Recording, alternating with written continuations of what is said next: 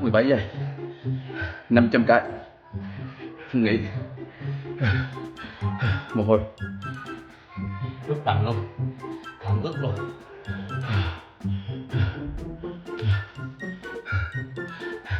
thử tách bạn nào có thể làm bạn nào có thể làm 500 cái không nghỉ thì comment dưới cho mình hoặc là làm theo khả năng của mình. Cảm ơn.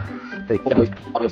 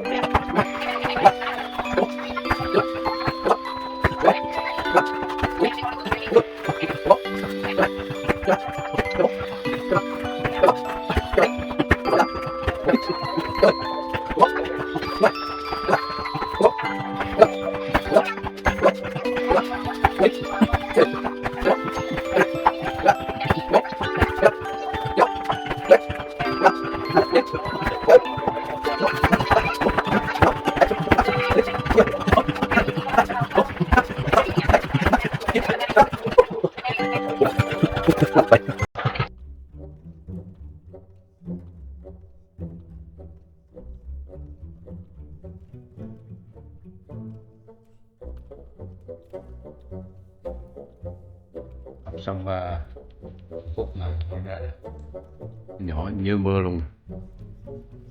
Ok, nhỏ quá trời nhỏ luôn. Rồi nhấc một ướt áo áo tới tắt toàn bộ áo luôn. Đây là mùa hè ở ngoài thì nhiệt độ cũng lạnh đó. 500 cái baby không nghỉ. Hôm nay là ngày 31 tháng 8 2021. 5 cái baby 500 cái baby. Bạn làm nhiều nhất được bao nhiêu cái? Thử đi nha.